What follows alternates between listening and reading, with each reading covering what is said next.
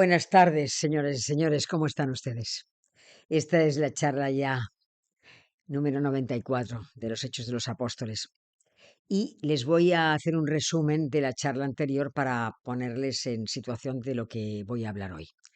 Recuerden que tengo un canal que se llama La Sagrada Escritura en Profundidad y que, bueno, les agradezco como siempre que me escuchen y si les interesa, pues lo extiendan a las demás personas. Porque ya les digo, como siempre les digo en cada charla, es un acto de caridad el que si a mí me interesa una cosa, pensar en otro para decir, pues a lo mejor a esta otra persona le podría hacer bien el ejemplo que esta persona está poniendo. Por lo tanto, si les interesa, pues extiendan las charlas a todas las personas que puedan. Vamos a rezar primero de todo, en el nombre del Padre, del Hijo y del Espíritu Santo. Amén. Señor Jesús, me presento a ti tal como soy. Te pido perdón por mis pecados. Me arrepiento de ellos. Por favor, perdóname. En tu nombre perdono a todos los que me han ofendido. Renuncio a Satanás, a los espíritus maléficos y a todas sus obras. Me entrego por completo a ti con todo mi ser. Señor Jesús, ahora y por siempre te invito a entrar en mi vida. Te acepto como mi Señor, mi Dios y mi Salvador. Por favor, cúrame, cámbiame, fortaléceme en cuerpo, alma y espíritu. Te amo, Señor Jesús. Te alabo, Señor Jesús, y te doy las gracias. Te seguiré todos los días de mi vida. María, mi Madre, Reina de la Paz. San Peregrino Santo del Cáncer. Todos los ángeles y santos, por favor, ayudadme. Amén. En el nombre del Padre, del Hijo y del Espíritu Santo. Amén. Bueno, pues empezamos. Recuerden que en la charla anterior yo les hablé de que había habido un exorcismo en Éfeso. Estamos con Pablo en Éfeso todavía. Y se acuerdan de que yo les dije que había un tal Esciba, que era un sumo sacerdote, que tenía 7 hijos, y que viendo que Pablo sacaba espíritus impuros de las personas y también el Señor hacía milagros por su mediación, él va hacia probablemente uno o varios personas que están poseídas y preguntan, dicen, o mejor dicho, más que preguntan, se enfrentan con la persona poseída y dicen, os conjuro por Jesús a quien predica Pablo. Claro, Satanás, que está metido dentro de la persona poseída, dice, yo a Jesucristo lo conozco y a Pablo también, pero vosotros ¿quiénes sois? Porque ellos realmente, ya les dije, eran judíos y para ellos Jesucristo era una persona de la cual hablaba Pablo, pero ellos Jesús no creían. Entonces, como el exorcismo tiene lugar pero sin éxito, el demonio en la persona de la persona poseída eh, se lanza sobre ellos y les desgarra las ropas, salen medio desnudos, llenos de heridas, llenos de puñetazos, hasta el punto de que esto se llega a saber por todo Éfeso y finalmente la gente decide que va a dejar la magia, o parte de la gente piensa eso, porque es que ya les dije que Éfeso era un lugar en que estaba lleno de superstición, de magia, de nigromancia y de amuletos. Todo el mundo llevaba amuletos y colgados al cuello. Entonces deciden quemar una gran parte de libros mágicos, ¿no? Entonces vamos a ver lo que toca hoy. Capítulo 19, versículo 21. Dice el texto.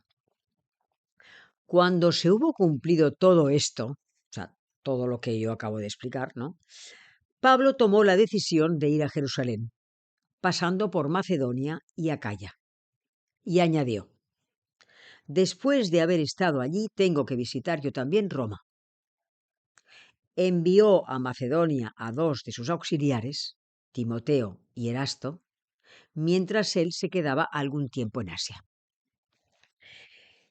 Bueno, a ver, aquí dice, cuando se hubo cumplido todo esto, Pablo tomó la decisión de ir a Jerusalén. O sea, digamos que en el griego, la traducción griega, tomó la decisión significa mucho más de lo que aquí dice, tomar la decisión. Quiere decir que Pablo tomó la decisión con el corazón, o sea, con el espíritu, en el espíritu. O sea, tomó la determinación habiendo escuchado la voz de Dios que resonó en su interior. O sea, es como si nosotros, lo que decimos ahora actualmente nosotros, por ejemplo, decimos, pues si tengo que hacer este viaje o tengo que tomar esta decisión o, yo qué sé, pues mi hermana no se porta bien conmigo, a ver cómo enfoco esta situación. Pero todo esto lo voy a llevar a la oración, lo que decimos, lo llevo a la oración y allí discerniré. ¿Mm? Entonces, disciernes porque el Señor realmente estás en tu habitación o estás delante del Santísimo o en la iglesia y no solamente es porque estás en soledad, sino porque el Señor también te inspira, porque estás abierto a lo que Él quiere que tú hagas y porque tú te pones en sus manos. Dices, yo quiero hacer lo que tú me dices que debería hacer. Entonces, el Señor te inspira, te da luces para entender que tienes que seguir ese camino o ese otro, ¿no? O sea, esta es la idea de tomó la decisión de ir a Jerusalén. Claro, no nos olvidemos que el Señor siempre le indica a Pablo la senda de la evangelización. ¿Mm? ¿Ustedes se acuerdan? Eh, ¿Se acuerdan en el capítulo, me parece que es el capítulo 16, más o menos, cuando él está evangelizando en Asia Menor, es decir, la actual Turquía? Y hay un momento dado en que tiene un sueño y sueña con un macedonio. Y el macedonio en sueños le dice, pasa a Macedonia y ayúdanos. O sea, pasa a lo que es actualmente Grecia y ayúdanos. Entonces, cuando él se despierta por la mañana, lo primero que hace es entender que Dios le inspira que la evangelización tiene que continuar cruzando aquel canal estrecho y llegando a Grecia. Pero es que también en otro momento, y esto hace muy poco que lo habíamos hecho, en el capítulo me parece que era 18, yo recuerdo que estaba Pablo en Corinto y intentaba convencer a los judíos, pero llega un momento en que no puede ya más, no, no, no. Entonces dice, me voy a los paganos, me voy a los gentiles. Entonces, aquella noche, dice el texto, capítulo 18, versículo 9, dice, el Señor dijo a Pablo durante la noche en una visión, no tengas miedo, sigue hablando y no te calles, porque yo estoy contigo, y nadie te atacará para hacerte mal, porque tengo yo un pueblo numeroso en esta ciudad. O sea que, con esto lo que quiero decirles es que siempre, siempre Pablo ha sido acompañado por Jesús en todas las vicisitudes que ha pasado. Y él le ha enseñado, no solamente a través de visiones, sino a través de que a lo mejor alguna dificultad había porque él se quería ir hacia la parte, digamos, del noroeste de lo que hoy llamamos Turquía, y el Señor le dice no primero, o sea, por una serie de dificultades, a lo mejor de carretera. Él ve que primeramente tiene que hacer otra ciudad antes de hacer la ciudad que él había pensado que sería la mejor, por la cual comenzar. Entonces, el texto te dice, Pablo tomó la decisión de ir a Jerusalén pasando por Macedonia y Acaya. O sea, él piensa, bueno, ya esto ya lo veremos, pero él ya quiere ir a Jerusalén para la fiesta de Pentecostés, pasar la fiesta de Pentecostés en Jerusalén. Pero claro, antes piensa, bueno, lo que voy a hacer es ir a Macedonia y a Acaya, es decir, ir a los lugares donde ya he estado y hemos nosotros hablado, ya la saben ustedes, Macedonia y Acaya lo que eran, y los problemas que se encontró él cuando evangelizó, para ver cómo estaba la gente a la cual habló de nuestro Señor Jesucristo, si se habían desviado del camino o continuaban siendo como eran, siendo lo que eran y creyendo, porque podían haberse desviado. Entonces, el plan de él es este, y dice, y añadió, después de haber estado allí, tengo que visitar yo también Roma. O sea, la idea de él es, después de Acaya y de Macedonia, ir a Jerusalén y luego volver, ya ahora lo veremos, y irse a España, pero también pasando por Roma. Vamos a ver la carta a los romanos. En el capítulo 15, versículo 25, miren lo que dice con respecto a todo esto. Dice, mas por ahora voy a Jerusalén para el servicio de los santos. Los santos era la gente que estaba en Jerusalén en ese momento, la comunidad primitiva.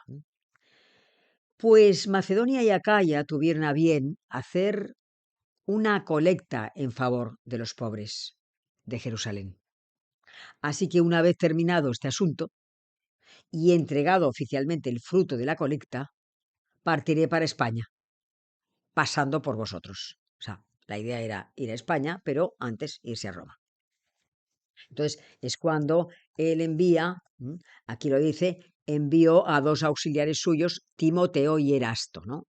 A Macedonia y Acaya por delante, antes que él, ¿no? Claro, la idea de él es él sabe perfectamente que cuando suba a Jerusalén se va a encontrar pues con la comunidad que él ya conoce, que es la comunidad primitiva, la primera comunidad. De esa primera comunidad en Jerusalén salieron todas las demás comunidades.